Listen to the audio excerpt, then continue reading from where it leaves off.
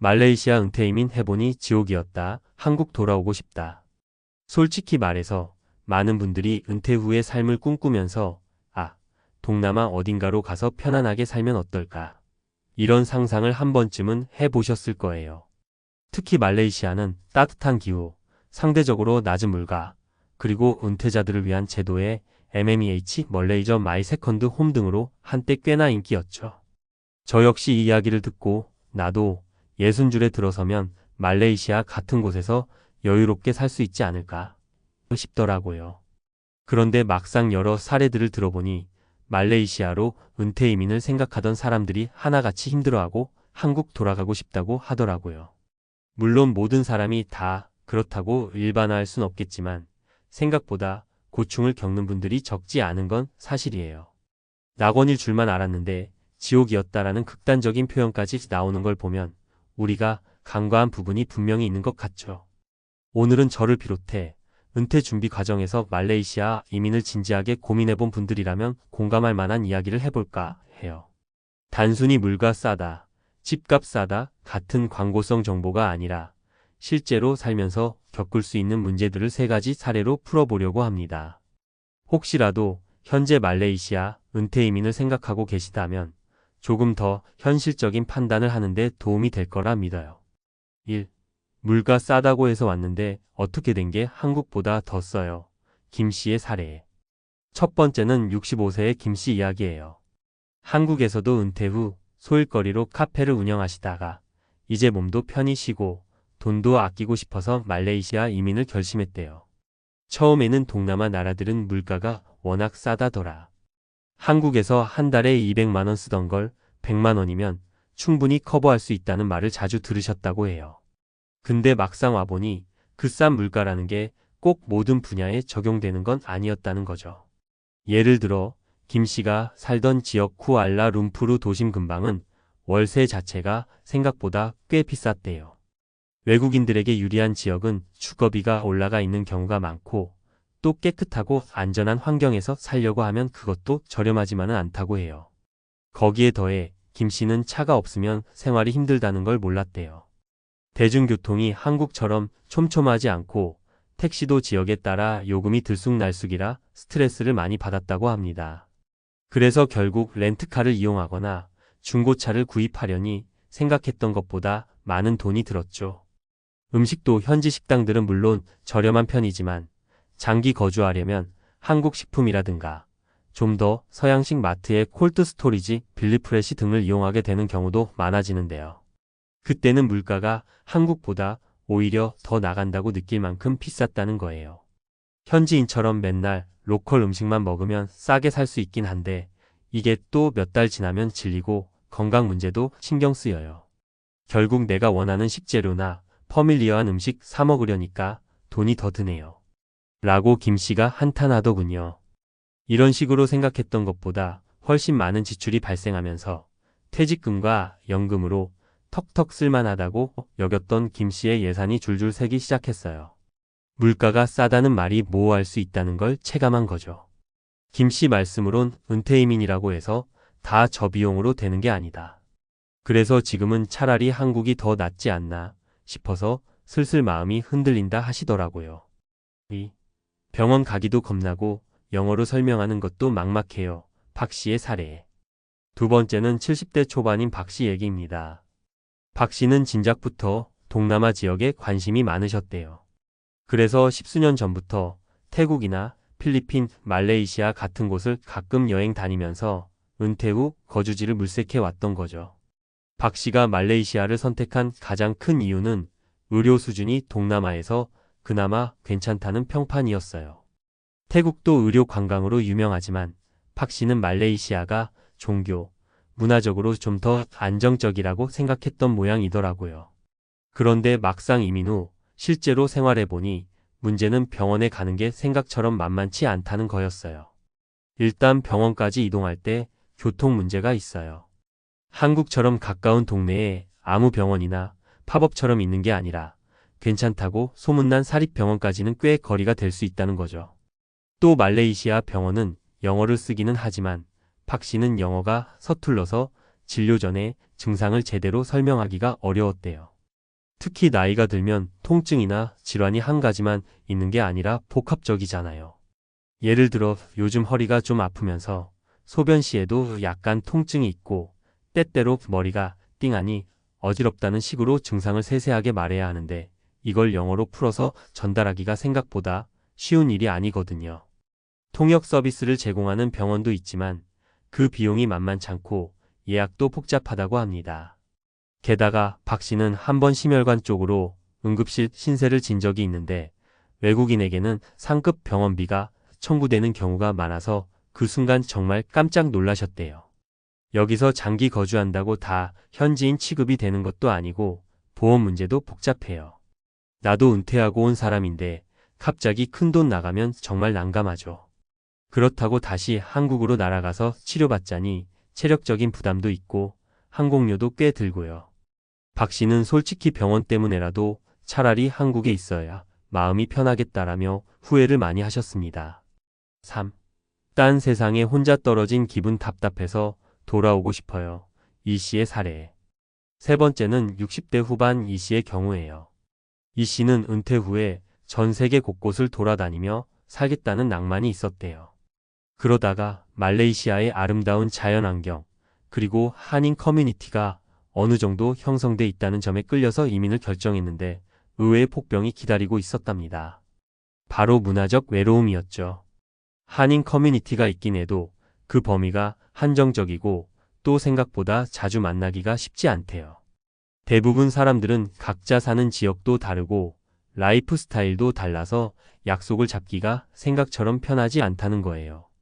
게다가 현지인들과 친해지려면 언어나 문화 차이를 극복해야 하는데 그게 나이가 들수록 쉽지 않잖아요. 처음엔 해외 라이프가 멋있다고 생각했지만 이제 좀 지치네요. 친구 한번 만나려면 차 타고 1시간씩 가야 하고 운전도 버겁고 언어 장벽도 만만치 않습니다. 말레이시아는 다민족, 다언어 국가라 영어가 통하긴 해도 모든 사람이 유창한 건 아니거든요. 가게나 시장에서야 간단한 영어로 대충 의사소통할 수 있지만 정작 마음 터놓을 만한 현지 친구 사귀기는 훨씬 어려운 문제죠. 이 씨는 젊었을 때야 외국 나가서 사는 거 재밌고 공부도 되고 좋았을 텐데 지금은 하나하나가 다 힘에 부쳐요. 집에서 혼자 TV만 보고 틀린 영어로 몇 마디 하는 게 전부라 답답해 미치겠어요 라고 말하더라고요. 그리고 결정적으로 이민 비자나 장기 체류 허가 문제도 자꾸 변동이 생긴다는 게 골치였대요. 말레이시아 정부가 외국인 장기 체류 조건에 MMEH 관련 규정을 수시로 변경하기도 하고 서류 준비나 심사 절차가 까다롭게 바뀌곤 하거든요. 이 씨는 괜히 이러다 나중에 비자 못 받아서 쫓겨나는 거 아닌가, 싹 정리하고 한국으로 돌아가야 하는 건가라는 불안감까지 떨칠 수가 없었다고 해요. 현실적인 조언과 마무리. 위 세 가지 사례만 봐도 말레이시아 은퇴이민이라는 것이 단순히 동남아라서 물가 싸고 기후 좋고 관광도 편해서라는 환상만으로 결정할 만한 문제는 아니라는 걸 알 수 있죠. 분명 말레이시아에는 장점도 많습니다. 영어가 어느 정도 통용되고 다민족 문화라서 음식도 다양하고 자연 경관도 아름답고요. 또 어떤 분들은 실제로 말레이시아 생활을 좋아하고 만족하실 수도 있어요. 하지만 은퇴 후 장기 거주를 염두에 둔 상황이라면 재정 계획, 건강 문제, 문화 언어 적응도, 지역 사회 커뮤니티 지원 등 여러 측면에서 꼼꼼하게 따져봐야 해요. 한두 번 여행 가서 반한 느낌만으로는 절대 판단하면 안 되겠더라고요. 그러니 혹시 지금 말레이시아 은퇴 이민을 진지하게 생각 중이시라면 다음을 꼭 권해드리고 싶어요. 직접 한 달 이상 살아보기 여행이랑 장기 체류는 천지 차이입니다. 현지 병원, 마트, 교통, 생활 패턴을 직접 체험해보세요. 커뮤니티와의 연결고리 확인. 이미 말레이시아에 사는 한국인 커뮤니티 혹은 교민단체를 미리 찾아 정보를 얻고 사전에 연락처도 확보해 두면 좋습니다. 의료보험 긴급 상황, 대비책 마련. 말레이시아 현지 병원비나 해외 보험 정책을 잘 조사하시고 한국으로 빠르게 돌아올 수 있는 플랜도 짜두시는 게 안전합니다. 재무계획 점검. 동남아 싸다는 편견을 버리세요. 지역마다 차이가 크고 원화 환율 등 여러 변수가 있습니다. 비자 체류 규정 확인 말레이시아 정부의 이민법이나 장기 체류 프로그램 MMEH 등은 수시로 바뀔 수 있으니 변동 가능성을 늘 열어두고 준비하셔야 합니다. 일부 사람들은 나는 저 사례들처럼 힘들지 않고 잘 지내는데? 라고 반문할 수도 있어요. 맞아요. 사람마다, 상황마다 다를 테니까요. 하지만 본인이 이런 문제들의 대비가 잘 되어 있지 않다면 실제로 큰 어려움을 겪을 가능성도 높습니다. 가장 중요한 건 은퇴 후 삶이라는 게 생각보다 길 수 있다는 점이에요. 60대, 70대에도 건강하다고 해도 80대, 90대 넘어가면서 달라질 수 있잖아요. 그때 외국 땅에서 재정, 의료, 언어 문제에 부딪히면 정말 지옥을 체험하게 될 수도 있어요. 내가 왜 여기 왔지? 차라리 한국에 있을 걸 하는 후회가 불쑥 찾아올 수 있죠. 결국 은퇴 후 해외 이민을 결정할 때 가장 중요한 건 철저한 사전 준비와 현실적인 기대치 설정입니다. 낙원 같은 삶을 꿈꾸며 무작정 떠났다가는 김씨, 박씨, 이씨처럼 그냥 한국 돌아가고 싶다고 한숨 쉬게 될 수 있어요. 혹시 말레이시아를 여전히 염두에 두고 계신 분이라면 그곳의 장단점을 충분히 살펴보고 최소한 36개월은 시험 거주도 해보시는 걸 추천합니다. 당장 한 달 살기만 해도 어느 정도 감이 잡히거든요. 그리고 가능하다면 한국과 말레이시아를 오가며 생활하는 형태 스노보드족 스타일로 전환해 보는 것도 방법입니다. 완전히 한 나라에 올인하기보다는 유연한 선택지를 마련하는 거죠. 사람마다 성향이 다르고 꿈꾸는 노후의 모습이 다를 수밖에 없어요. 어떤 분은 도전 정신으로 이런 해외 생활을 즐길 수도 있지만 어떤 분은 안정감과 편의를 더 중시할 수도 있고요. 아무튼 말레이시아 은퇴 이민 해보니 지옥이었다. 한국 돌아오고 싶다는 말이 나오지 않도록 모든 가능성을 열린 마음으로 철저하게 준비하고 따져보시길 바랍니다. 우리 모두가 행복하고 건강한 은퇴 후의 삶을 누릴 수 있길 바라며 오늘 이야기를 마치게요. 요즘 같은 시대에 은퇴라는 단어만 들어도 마음 한켠이 쿵하고 내려앉는 느낌 다들 공감하시죠? 오랜 세월 일하며 쌓은 경험과 노력이 결국엔 편안한 노후 생활로 이어지길 바라지만 현실은 매번 우리가 계획한 대로 흘러가지 않더라고요. 특히나 은퇴 후 국민연금만으로 생활을 꾸려나가야 한다는 이야기를 들으면 과연 이게 내 노후인가? 라는 불안감마저 커집니다. 제가 직접 경험한 사례와 주변 사람들의 이야기를 통해 은퇴 준비의 중요성과 은퇴 후 삶의 현실에 대해 한번 얘기해 볼까 합니다. 오늘 소개할 이야기는 바로 61세 자영업자, 은퇴 후 식당 폐업, 국민연금으로만 살아보니 지옥이었다. 라는 제목에 걸맞은 생생한 사례와 함께 비슷한 상황에 놓인 세 분의 이야기를 들어보며 우리 모두가 준비해야 할 점들에 대해 알아보려고 해요. 1. 은퇴 준비 왜 미루면 안 될까? 먼저, 은퇴 준비는 단순히 돈만 모으는 문제가 아닙니다. 오랜 기간 일해온 사람에게 은퇴는 새로운 시작이자 또 다른 도전입니다. 열심히 일한 보람이 은퇴 후 안정적인 삶으로 이어지길 바라지만 그 준비가 부족하면 예상치 못한 어려움에 부딪히기 쉽습니다. 예를 들어 61세 자영업자인 김 씨의 경우 50대 후반부터 자신의 식당을 운영하며 열심히 달려왔습니다. 평생 정성이 들어간 식당이었지만 은퇴를 앞두고 미리 준비했던 후계 계획이나 금융 자산 관리가 미흡했던 탓에 결국 은퇴 후 식당 운영에 어려움을 겪게 되었죠. 은퇴 후 국민연금만으로 생활하려 하니 한때 사람들로 붐볐던 식당은 점차 문을 닫을 수밖에 없었습니다. 그 당시 김 씨는 내가 그렇게 열심히 일했는데 은퇴 후엔 이럴 줄은 몰랐다라는 후회를 떨칠 수 없었다고 합니다. 첫 번째 사례, 61세 자영업자 김 씨의 슬픈 현실. 김 씨는 젊은 시절부터 식당 경영에 열정을 불태우며 오랜 시간 동안 한 자리를 지켜왔습니다. 그러나 은퇴를 준비할 때 사업에만 모든 것을 걸고 개인 재테크나 노후 대비를 소홀히 한 것이 지금 와서 큰 후회로 다가옵니다. 김 씨의 이야기를 들어보면 매달 국민연금으로는 한 달 생활비의 절반도 채우지 못한다며 은행에 저축해둔 돈도 얼마 남지 않았는데 은퇴 후에는 매일이 생존 전쟁이었다고 털어놓습니다.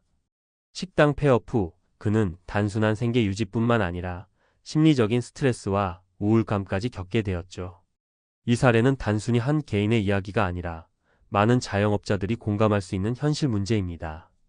은퇴 준비가 부족할 때 그 여파는 단순히 경제적인 어려움만이 아니라 삶 전체의 질을 떨어뜨릴 수 있음을 보여줍니다. 3. 두 번째 사례, 58세 전직 공무원 이 씨의 은퇴 후 고군분투. 두 번째 이야기는 30년 이상 공직 생활을 한 이 씨의 사례입니다. 이 씨는 은퇴 전에 국민연금과 퇴직금을 어느 정도 준비해 놓았다고 생각했지만 은퇴 후 실제 생활비와 의료비 그리고 예상치 못한 지출이 잇따르면서 금세 바닥을 드러내게 되었습니다. 이 씨는 정말 많은 준비를 했다고 믿었는데 은퇴 후 시작된 현실의 벽은 너무나도 높았다며 가끔은 은퇴 준비가 부족했다는 자책감에 잠 못 이루는 날도 있었다고 말합니다. 공무원이라는 안정된 직업을 가졌다고 해도 퇴직 후의 생활은 그때그때 상황에 따라 달라질 수 있다는 점을 몸소 체험한 것입니다. 은퇴 전에는 상상도 못한 지출 항목들이 하나둘씩 쌓여가면서 이 씨는 국민연금만으로는 하루하루를 버티기 어렵게 되었습니다. 결국 그는 생활비 절약과 부업을 병행하며 겨우 하루를 넘기고 있습니다. 4. 세 번째 사례, 60세 전직 교사 박 씨의 고민과 도전. 마지막으로 소개할 이야기는 60세 전직 교사 박 씨의 사례입니다. 박 씨는 교육자로서 오랜 기간 아이들을 가르치며 은퇴를 맞이했습니다. 그동안 교직 생활을 하며 국민연금과 퇴직연금을 마련했다고 믿었지만 현실은 기대와 달리 녹록치 않았습니다. 박 씨는 교직 생활 내내 아이들을 위해 헌신했지만 내 노후 준비는 그리 철저하지 못했다며 은퇴 후 예상치 못한 의료비와 생활비 부담이 너무 컸다고 고백합니다. 그는 자신의 경험을 바탕으로 은퇴 후에는 단순히 연금에 의존하기보다는 다양한 수입원을 마련해야 한다고 말합니다.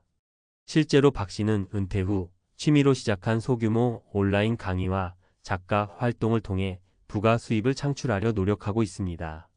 그의 이야기는 은퇴 후에도 새로운 도전을 통해 삶의 활력을 찾을 수 있다는 점을 잘 보여줍니다. 5. 은퇴 준비의 교훈과 앞으로의 길. 이처럼 각양각색의 은퇴 후 삶은 준비가 얼마나 중요한지를 적나라하게 보여줍니다. 김 씨, 이 씨, 박 씨의 사례 모두 은퇴 후 국민연금만으로는 현실의 물가와 지출을 감당하기에 부족할 수 있다는 점을 분명히 합니다. 우리가 해야 할 일은 지금 당장이라도 은퇴 준비에 대해 진지하게 고민하는 것입니다. 물론 지금까지 열심히 일해온 여러분의 삶은 이미 소중하지만 앞으로의 생활을 위해서는 금융 자산 관리, 투자, 부수입 창출 등 다각도의 노력이 필요합니다. 이제 와서 늦었다라는 생각은 누구에게나 들 수 있지만 조금씩이라도 준비해 나가는 것이 결국 내일의 나를 구하는 길임을 잊지 말아야 합니다. 6. 어떻게 준비할 것인가? 재정 점검과 계획 세우기. 현재 자신의 재정 상태를 정확히 파악하고 은퇴 후 예상 생활비, 의료비, 여가비용 등을 고려한 예산 계획을 세워보세요. 다양한 수입원 마련, 국민연금 외에도 투자, 부업 등 여러 경로로 수입을 다각화하는 방법을 고민해보는 것이 좋습니다. 건강관리, 경제적 준비뿐 아니라 건강관리 역시 은퇴 후 삶의 질을 좌우합니다. 평소 건강한 생활 습관을 유지하고 정기적인 검진을 받으세요. 지식과 정보 습득, 재테크, 투자, 노후 생활에 관한 다양한 정보를 습득해 스스로 판단할 수 있는 능력을 기르는 것도 큰 도움이 됩니다. 7. 마무리하며.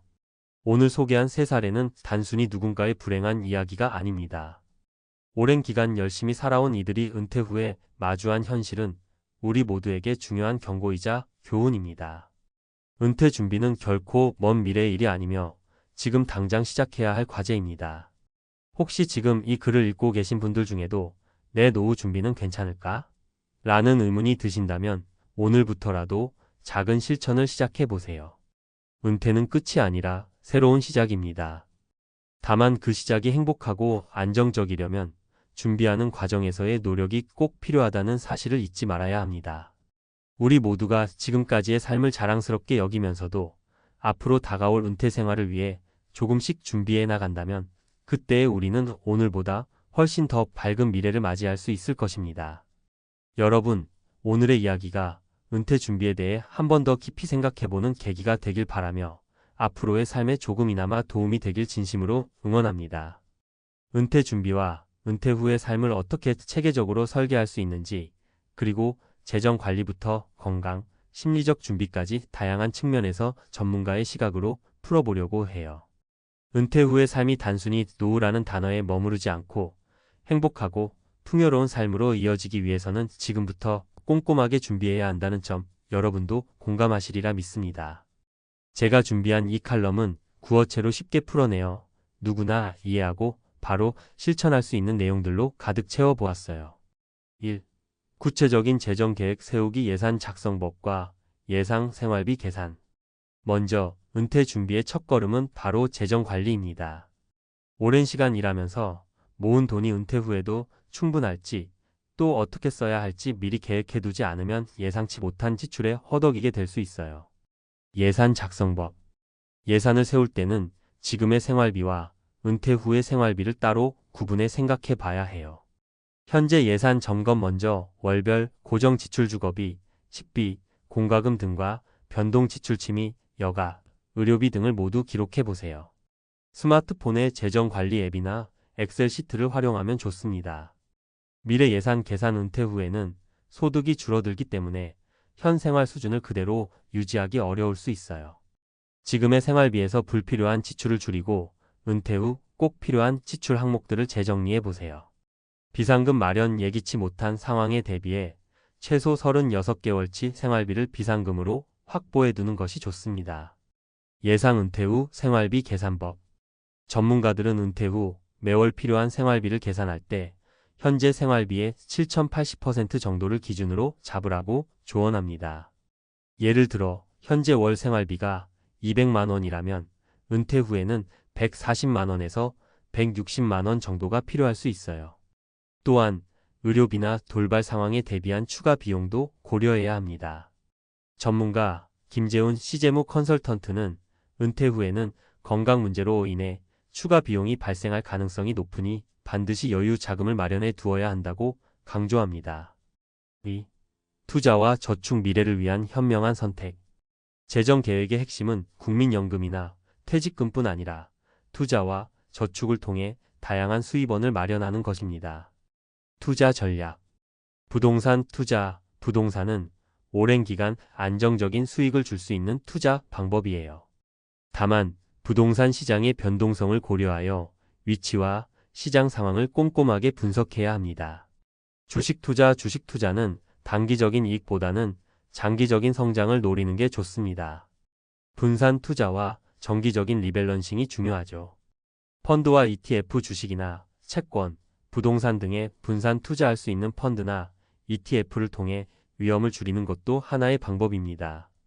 저축과 부수입 마련. 저축 역시 중요한 재정 관리 수단입니다. 단순히 은행 예금에만 의존하기보다는 다양한 금융 상품에 분산 투자하는 것이 좋습니다. 자동 저축 시스템. 월급 날마다 일정 금액을 자동으로 저축 계좌로 이체하는 시스템을 활용해 보세요. 부업 및 취미 수입 전환. 예를 들어 온라인 강의, 프리랜서 활동, 혹은 평소 좋아하던 취미를 활용해 부가 수입을 만드는 사례들이 많습니다. 60대 전직 교사였던 박 씨는 은퇴 후 온라인 강의를 시작해 월 30만 원 정도의 추가 수입을 창출했습니다. 또 다른 사례로 55세 전직 마케터 김 씨는 자신의 경험을 바탕으로 컨설팅 및 프리랜서 활동을 통해 은퇴 후 경제적 자립을 이뤘다고 합니다. 전문가 인터뷰를 통해 들어본 바로는 투자나 부업은 단기적인 수익보다 장기적인 재정 안정성을 위해서 반드시 필요한 전략이라는 의견이 많았습니다. 3. 다양한 수입원 마련 전략. 국민연금 외에 추가 수입 만들기. 은퇴 후 국민연금만으로는 생활비를 충당하기 어려운 현실에서 추가 수입원을 만드는 것은 매우 중요한 전략입니다. 부동산 투자와 임대 수입. 부동산 투자를 통해 임대 수입을 얻는 방법은 안정적인 현금 흐름을 만들어줍니다. 사례 59세 자영업자 김 씨는 은퇴 후 자신의 식당 폐업 후 소규모 아파트 한 채를 임대해 월세 수입을 얻고자 했습니다. 비록 초기 투자 비용이 컸지만 시간이 지나면서 안정적인 월 수익을 창출하는 데 도움이 되었다고 해요. 주식 및 금융상품 수익. 주식이나 펀드, ETF 투자 등은 시간에 따라 복리 효과를 누릴 수 있습니다. 전문가 조언. 투자에는 리스크가 따르지만 장기적인 관점에서 분산 투자와 꾸준한 저축이 결합된다면 노후 자금 마련에 큰 도움이 됩니다. 라는 말이 있습니다. 부업 및 온라인 활동. 인터넷 시대에 맞춰 온라인 강의, 블로그 운영, 유튜브 채널 등 다양한 방법으로 부수입을 창출할 수 있어요.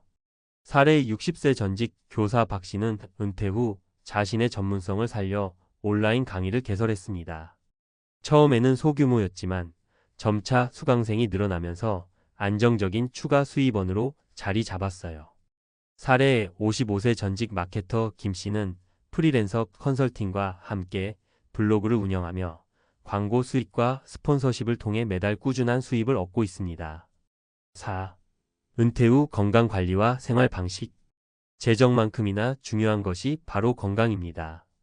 은퇴 후에는 건강 문제로 인한 지출이 크게 늘어날 수 있기 때문에 평소에 건강을 잘 관리하는 것이 중요합니다. 건강한 생활 습관. 규칙적인 운동 매일 30분 정도의 가벼운 산책이나 스트레칭은 체력 유지에 큰 도움이 됩니다. 균형 잡힌 식사, 신선한 채소와 과일, 적절한 단백질을 섭취하는 식단을 유지해 보세요. 정기검진. 나이가 들수록 정기검진의 중요성은 커집니다. 연 1회 이상 건강검진을 통해 조기 발견 및 치료가 가능한 질병들을 미리 체크하는 습관이 필요해요. 여가 생활과 커뮤니티 활동. 은퇴 후에는 단순히 경제적인 준비뿐 아니라 정신적 안정과 사회적 교류도 필수입니다. 취미활동, 요리, 가드닝, 여행 등 자신이 좋아하는 취미를 통해 스트레스를 해소하고 삶의 질을 높일 수 있습니다. 커뮤니티 참여. 지역 사회의 동호회나 자원봉사활동에 참여하면 새로운 사람들을 만나고 사회적 관계를 유지할 수 있어요. 사례 62세 은퇴 후 미술 강의를 시작한 정 씨는 은퇴 후 처음 느낀 외로움과 우울감이 취미를 통해 극복되었다며 이제는 매주 새로운 사람들과 소통하며 인생의 새로운 활력을 얻고 있다고 말했습니다. 5. 심리적 준비와 마음가짐. 은퇴 후 변화에 따른 스트레스 관리. 은퇴는 한편으로는 새로운 시작이지만 다른 한편으로는 큰 변화를 동반합니다. 오랜 시간 정체되어 있던 일상이 갑자기 바뀌면 심리적으로 어려움을 겪을 수 있습니다. 심리적 불안감과 스트레스 관리 방법. 긍정적인 마인드 유지. 은퇴 후에도 새로운 도전이라는 긍정적인 마음가짐을 가지는 것이 중요합니다. 매일 감사하는 마음을 적어보거나 긍정적인 자기 대화를 시도해 보세요. 전문가 상담 필요하다면 심리 상담 전문가의 도움을 받는 것도 좋은 방법입니다. 규칙적인 생활. 일정한 생활 리듬을 유지하며 새로운 일과를 만들어가는 것도 스트레스 해소에 도움이 됩니다. 새로운 인생 목표 설정. 은퇴 후에도 자신만의 목표나 꿈을 세우는 것이 중요합니다. 예를 들어 새로운 취미를 배우거나 봉사활동에 참여하는 등 자신에게 의미 있는 일을 찾아보세요. 사례 60세에 은퇴한 한 분은 은퇴 후 아무것도 할 수 없다는 생각에 빠졌었지만 지역 도서관에서 자원봉사를 시작하면서 삶의 보람을 다시 찾았다고 회상합니다. 6. 성공적인 은퇴 사례. 인터뷰. 희망과 실행 계획. 실제 사례를 들어보면 준비된 은퇴가 얼마나 행복하고 안정적인 삶으로 이어질 수 있는지 알 수 있습니다. 인터뷰. 1. 온라인 강의로 성공한 전직 교사 박 씨. 박 씨는 교직 생활 동안 쌓은 전문 지식을 은퇴 후 온라인 강의로 전환했습니다. 처음엔 소극적이었지만 한번 수업을 시작하고 나니 수강생들이 계속 늘어나면서 경제적으로도 큰 도움이 됐다며 지금은 은퇴 후에도 제 삶에 대한 만족감이 넘친다고 전했습니다. 인터뷰. 2. 프리랜서 컨설턴트로 제도 약한 마케터 김 씨. 김 씨는 대기업에서 오랜 기간 근무한 후 은퇴를 맞이했지만 은퇴 후에도 자신의 경험을 살려 프리랜서 컨설팅과 블로그 운영으로 안정적인 부수입을 만들어냈습니다. 은퇴하면 모든 게 끝난다고 생각했지만 오히려 제 전문성을 더욱 발전시킬 기회가 되었다고 말합니다. 인터뷰. 3. 건강과 사회적 활동으로 활력을 찾은 정 씨.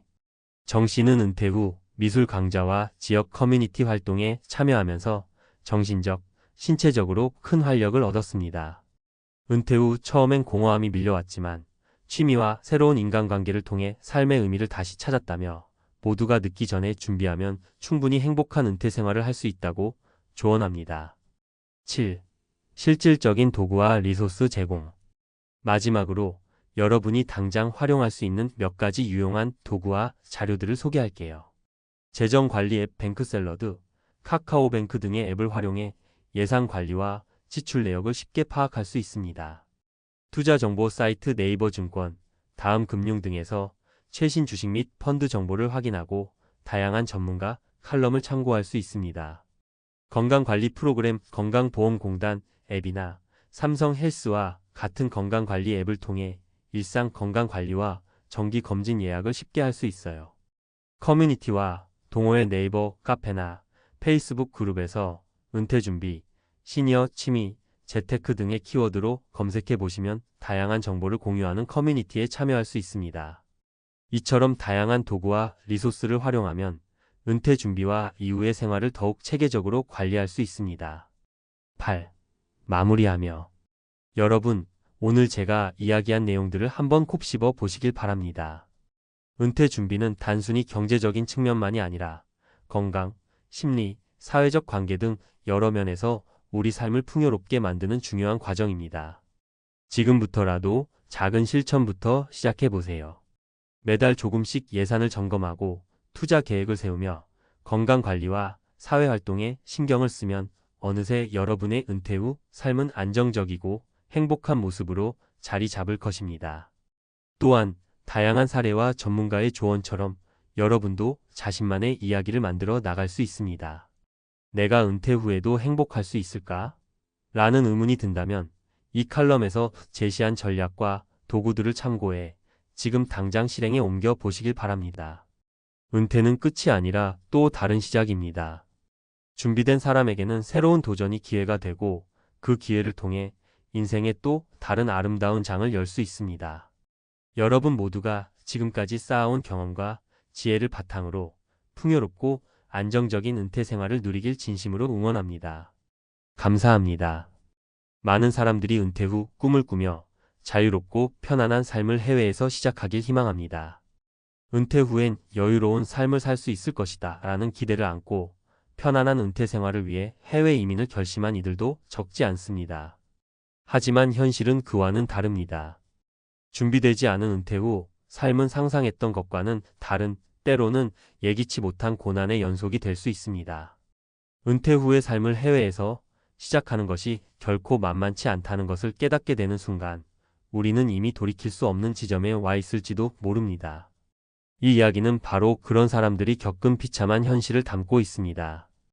은퇴 후 망한 인생, 해외 이민이 이렇게 비참할 줄이야. 은퇴 후 새로운 삶을 찾기 위해 해외 이민을 결심하는 사람들은 많습니다. 한때는 안정된 직장과 여유로운 삶을 꿈꾸며 은퇴 후에는 더 나은 환경에서 더 자유롭게 살 수 있을 거라 생각했겠죠? 그러나 현실은 그리 녹록지 않았습니다.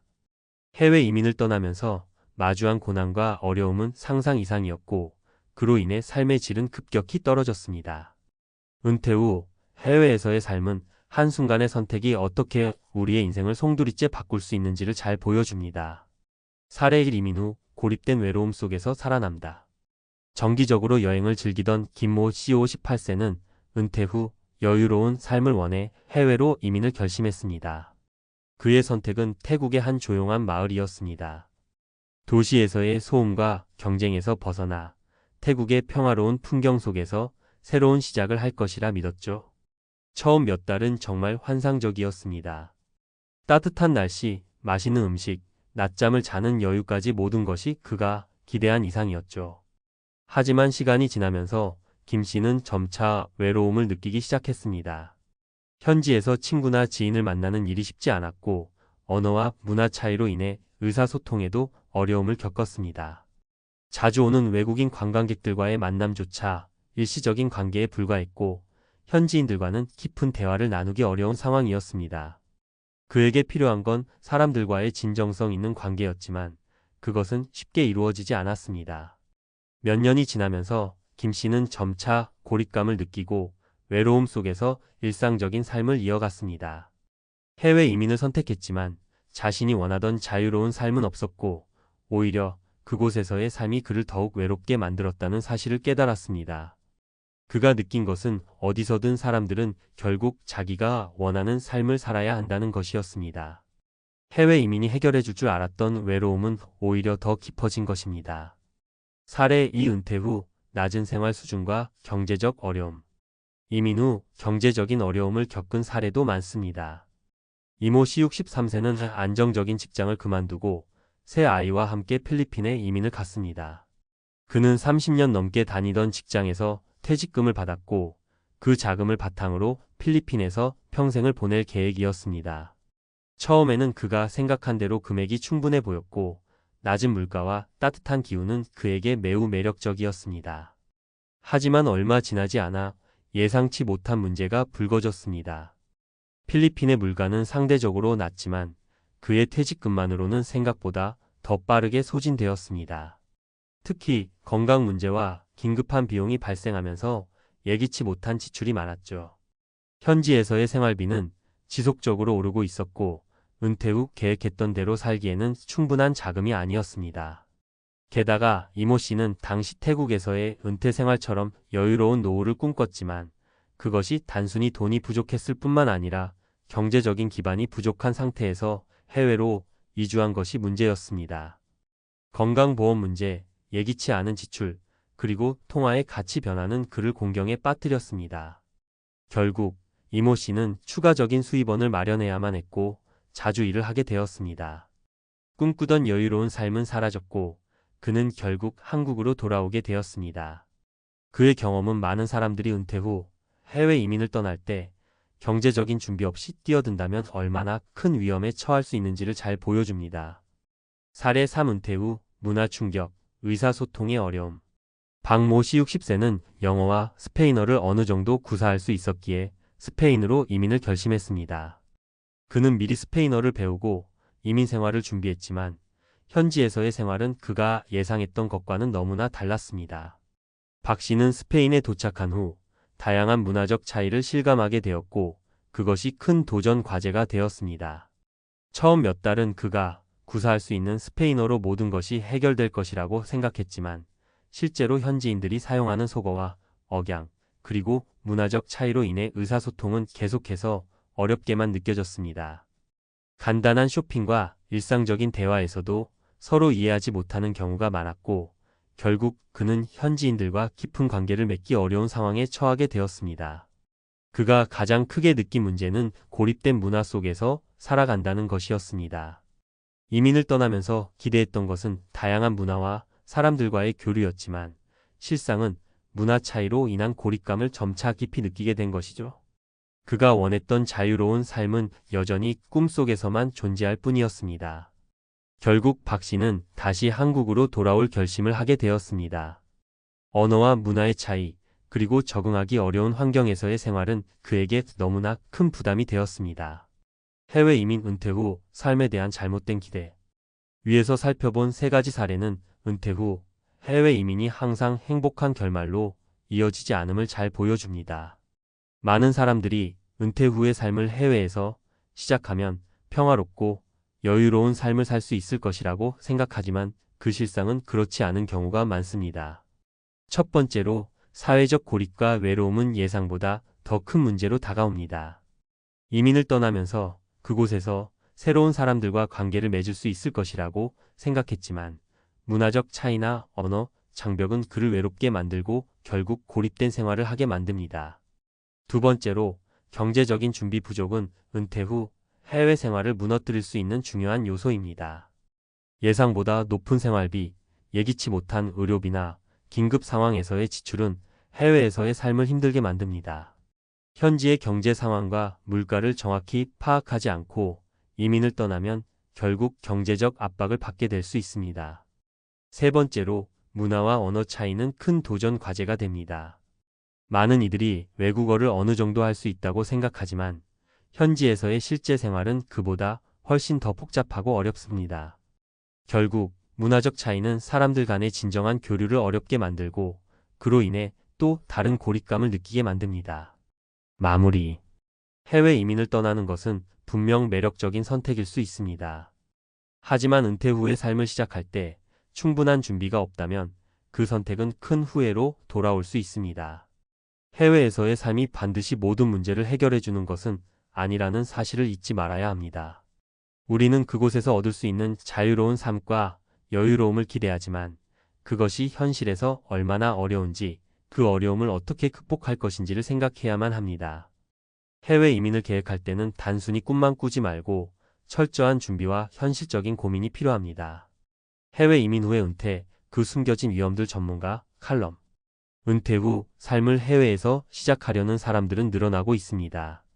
특히 경제적으로 여유가 생기고 자녀들이 자리를 잡은 이후 많은 사람들이 해외에서 여유롭게 살자는 생각을 품고 은퇴 후 이민을 결심합니다. 태국, 필리핀, 베트남 등 아시아 지역은 저렴한 생활비와 따뜻한 날씨로 매력적인 장소로 손꼽히죠. 하지만 이러한 결정이 항상 꿈 같은 현실로 이어지는 것은 아닙니다. 해외에서의 은퇴 생활은 우리가 상상하는 것만큼 단순하고 여유롭지 않습니다. 오늘은 은퇴 후 해외 이민을 떠난 사람들의 이야기를 통해 그들이 겪은 현실적인 문제와 은퇴 후 삶에 대한 진지한 고민을 나누고자 합니다. 해외에서의 생활이 반드시 행복하고 이상적인 삶으로 이어지지 않는 이유를 분석해 보겠습니다. 1. 외로움과 고립, 해외 이민의 숨겨진 그림자. 첫 번째 문제는 사회적 고립입니다. 많은 사람들이 해외 이민을 떠날 때 새로운 문화와 사람들을 만날 수 있을 것이라는 기대를 가지고 떠납니다. 특히 은퇴 후에는 그동안 바쁘게 살아온 일상에서 벗어나 여유롭게 친구를 사귀고 사람들과 교류하는 시간이 많아질 것이라고 상상합니다. 하지만 실제로는 그 기대가 현실에서 제대로 맞지 않는 경우가 많습니다. 이민자들이 경험하는 외로움과 고립은 그들이 생각했던 것보다 훨씬 더 심각합니다. 김모 씨 58세는 태국의 한 소도시로 이민을 갔습니다. 그곳은 깨끗하고 조용하며 사람들이 친절하다는 평을 듣고 가게 되었죠. 처음에는 날씨도 좋고 사람들도 따뜻하게 맞아주어 매일이 꿈같이 행복했답니다. 하지만 시간이 지나면서 고립감이 점차 커지기 시작했습니다. 현지 언어를 배워도 그곳에서 자연스러운 인간관계를 맺는 것은 전혀 쉽지 않았습니다. 현지인들과의 깊은 대화를 나누는 것이 어려웠고 대부분 외국인 관광객들만 만나게 되었습니다. 김 씨는 처음엔 문화도 다르고 언어도 서툴렀지만 시간이 지나면서 사람들이 나를 받아들일 거라고 생각했어요. 그런데 결국 내 주변은 한국인들만 가득 차고 현지인들과의 교류는 점점 더 줄어들더라고요. 결국 외롭고 고립된 느낌이었어요 라고 말합니다. 해외 이민이 항상 새로운 사회적 네트워크를 의미하는 것은 아니라는 점을 간과하기 쉽습니다.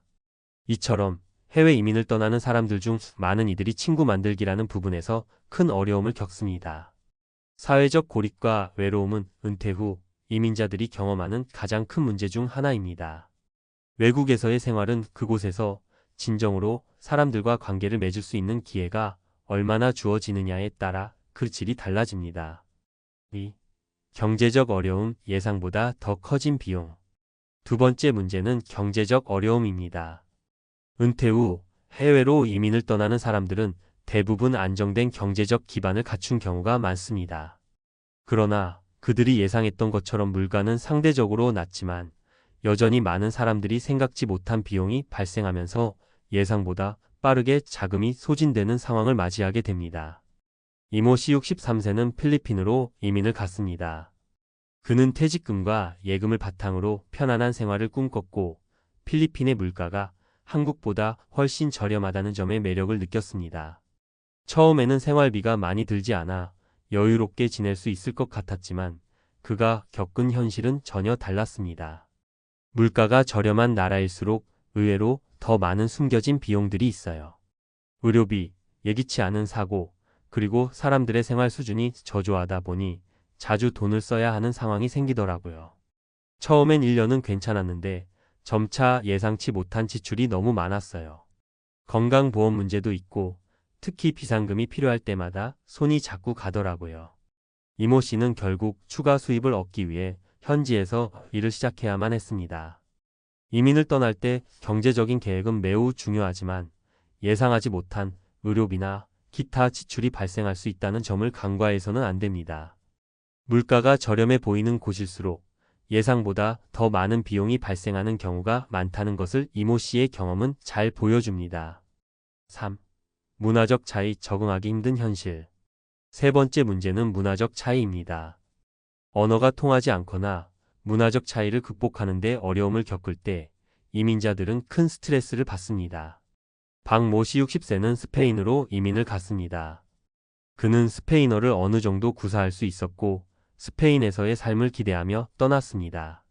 그러나 박 씨는 현지인들과의 소통이 쉽지 않았고 특히 그들이 사용하는 속어나 억양 때문에 소통에 어려움을 겪었습니다. 처음엔 스페인어를 배우면서 다 된다고 생각했죠.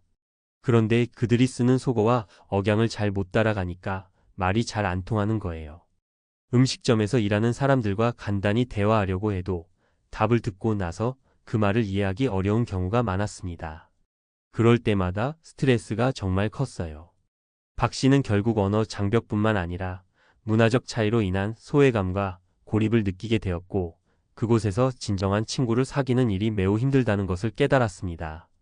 이민을 떠나기 전 그는 스페인에서 자유롭고 즐거운 삶을 기대했지만 문화적 차이와 언어 장벽은 그가 상상했던 것보다 훨씬 더 크게 다가왔습니다. 4. 결론, 해외 이민, 신중한 준비와 현실적인 기대가 필요하다. 은퇴 후 해외 이민을 떠나는 것은 분명 매력적인 선택일 수 있습니다. 더 따뜻한 날씨, 낮은 물가, 여유로운 생활을 꿈꾸며 떠나는 이민은 그 자체로 긍정적인 경험이 될 수도 있습니다. 그러나 철저한 준비와 현실적인 기대가 없다면 그 선택은 큰 후회로 돌아올 수 있습니다. 은퇴 후 해외 이민을 고려하고 있다면 그곳에서의 삶을 충분히 연구하고 준비하는 것이 무엇보다 중요합니다. 언어, 경제, 문화 등을 충분히 이해하고 그곳에서의 생활을 미리 체험해보며 준비하는 것이 필요합니다.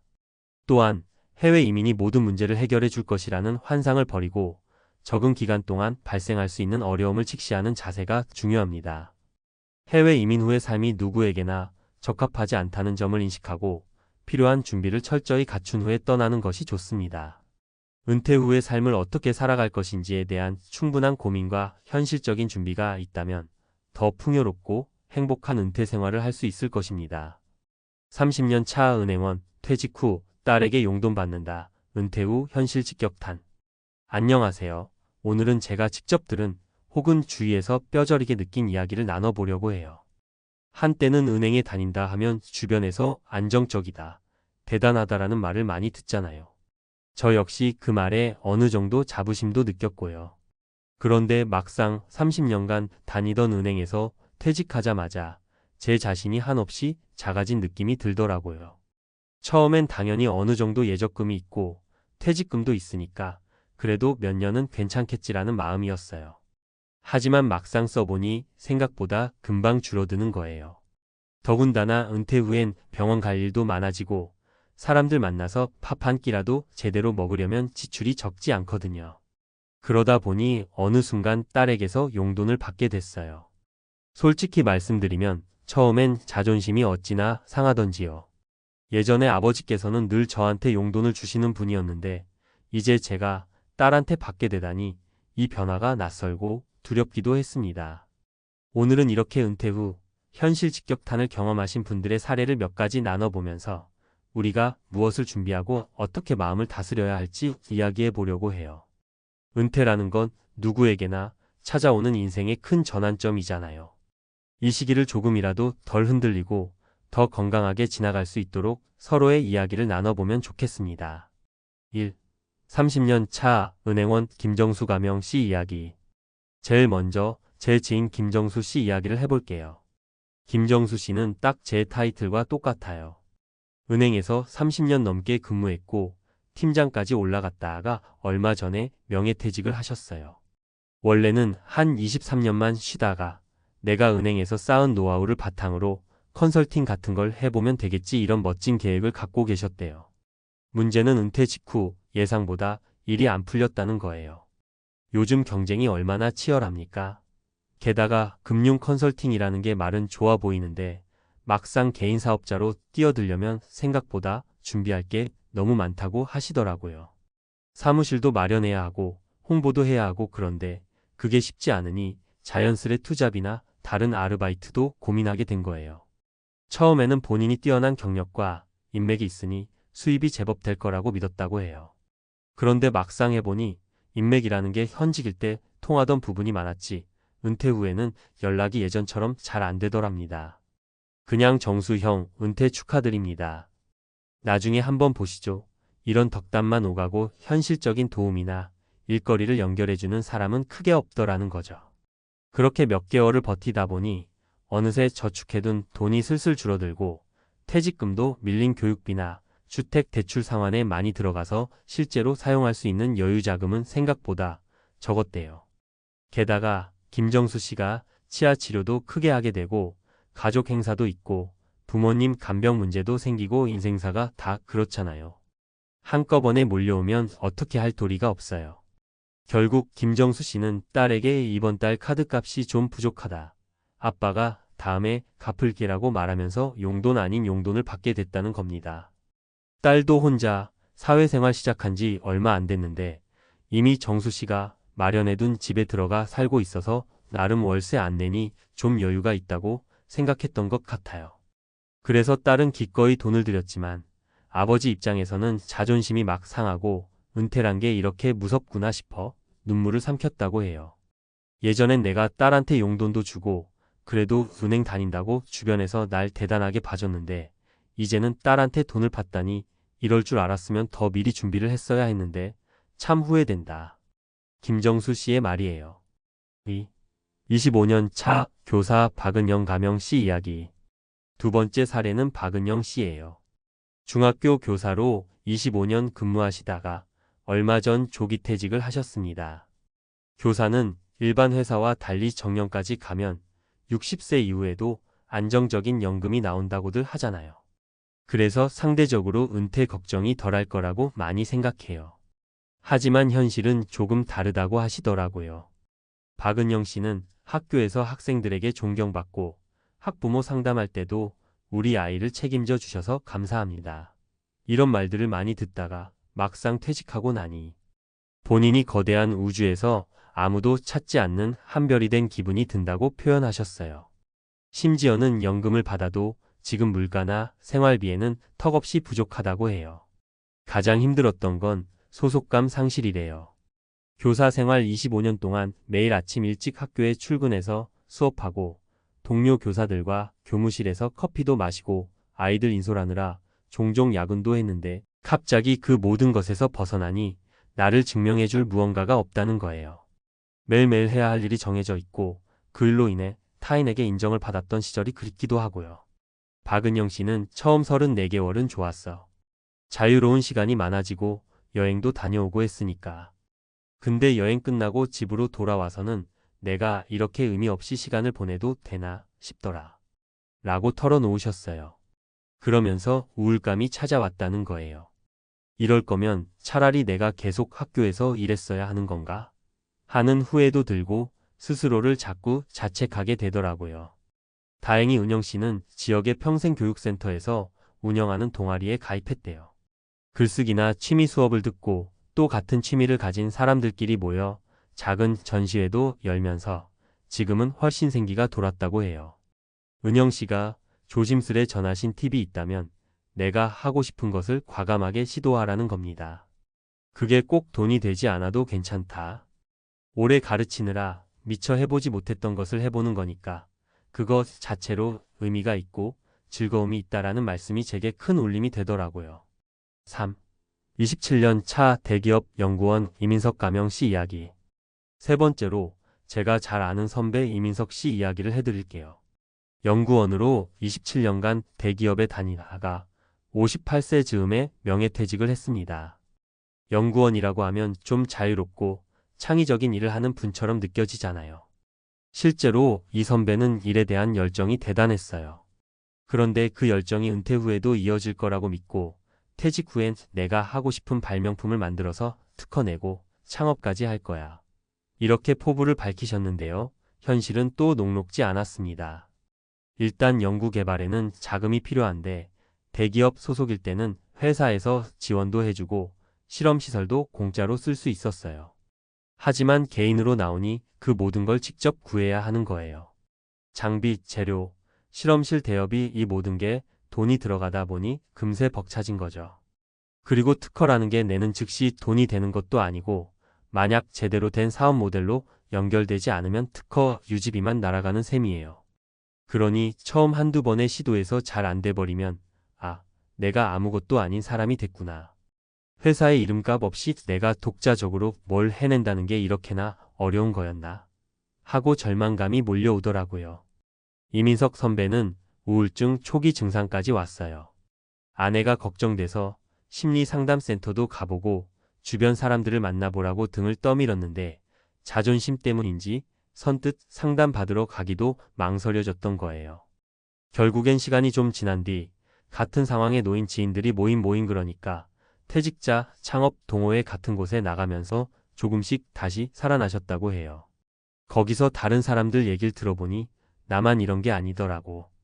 괜히 혼자서만 힘든 줄 알았는데 그렇게 느끼는 사람이 엄청 많았어. 서로 정보를 교환하고 실패담도 나누면서 훨씬 힘을 얻게 됐지.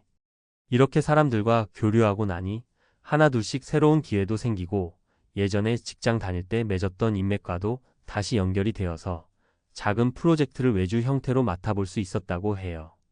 역시 집에만 틀어박혀 있으면 아무도 내 존재를 모르잖아. 움직여야 뭔가가 생기는 거지. 하고 환하게 웃으시는 모습을 보고 저도 참 다행이라는 생각이 들었죠. 은퇴를 준비하는 이들에게 드리고 싶은 말씀. 이 세 가지 사례만 보더라도 공통적으로 느껴지는 건 은퇴 후엔 그동안 당연하게 여겼던 회사나 직함, 사회적 인정에서 벗어나게 된다는 거예요. 그리고 그 공백은 생각보다 더 깊고 넓을 수 있어요. 많은 분들이 당연히 경제적인 문제를 제일 크게 걱정하시지만 막상 겪어보면 정신적 심리적인 부분이 훨씬 부담스럽기도 합니다. 그렇다면 우리가 은퇴 전후로 어떤 준비를 하면 좋을까요? 재정적 계획 세우기. 퇴직 후 생활비가 어느 정도 들지 예측을 해보셔야 돼요. 가장 좋은 건 가계부를 써서 현재 지출을 파악해보고 은퇴 후에는 어떤 부분에서 지출이 줄고 출퇴근비 같은 어떤 부분에서 늘어날지 의료비, 취미활동비 등 구체적으로 따져보시는 겁니다. 또 퇴직금이나 연금을 어떻게 나눠 쓸지 혹은 정기예금이나 적금, 펀드, 보험 등 자산을 어떻게 재구성할지 미리 공부해두면 훨씬 덜 불안하겠죠. 소속감 유지 및 대인관계 확장. 은퇴 후엔 아무래도 사회적 관계가 급격히 줄어듭니다. 그래서 동호회나 봉사활동, 지역 커뮤니티 같은 곳에 적극적으로 참여해보세요. 막상 가보면 별거 아닌 것 같아도 누군가와 함께 무언가를 한다는 게 큰 힘이 돼요. 온라인 모임도 괜찮아요. 요즘은 다양한 SNS에서 비슷한 관심사를 가진 사람들을 만나기 쉬우니까 겁먹지 말고 조금씩 시도해 보시길 추천드립니다. 새로운 도전, 취미 혹은 일거리 찾기. 꼭 수익이 나야만 의미 있는 건 아니에요. 박은영 씨 사례처럼 수익이 없더라도 즐겁고 의미 있는 활동이 있다면 그 자체로 삶의 활력이 되거든요.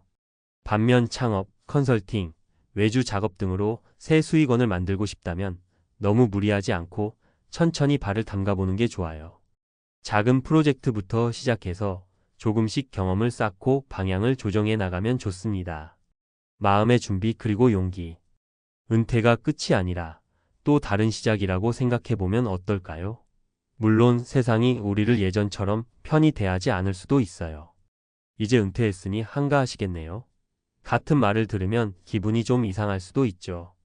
하지만 그럴수록 그래, 이제 내 시간을 오롯이 나를 위해 쓸 수 있잖아.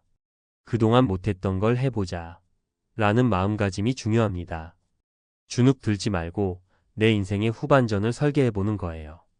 여기까지 은퇴 후 겪게 되는 현실적인 이야기와 사례, 그리고 제안을 조금 나눠봤습니다. 사실 누구도 은퇴를 완벽하게 준비했다고 자신하기는 어려울 거예요. 하지만 먼저 겪은 사람들의 이야기를 듣고 그 시행착오를 미리 이해한다면 그래도 조금은 덜 막막해지지 않을까 싶습니다. 저 역시 아직 완벽한 은퇴 생활은 아니지만 김정수 씨와 비슷한 상황을 겪은 적이 있기에 공감이 많이 돼요. 분명 우리 모두 은퇴 후에도 자존감을 잃지 않고 내가 원하는 삶을 살 수 있는 길이 있을 거라 믿습니다. 중요한 건 계속해서 배우고 시도하고 다른 사람들과 교류하는 거예요. 은퇴란 우리 인생에서 피할 수 없는 큰 변곡점입니다. 하지만 그 시기를 어떻게 보내느냐에 따라 남은 인생이 좀 더 빛날 수도 있고 혹은 무기력해질 수도 있죠. 우리 모두가 조금씩만 용기 내서 한 발씩 앞으로 나아갔으면 좋겠습니다. 이 글을 통해서 조금이라도 용기와 위안을 얻으셨길 바라고 곧 더 좋은 이야기로 다시 찾아오겠습니다. 감사합니다.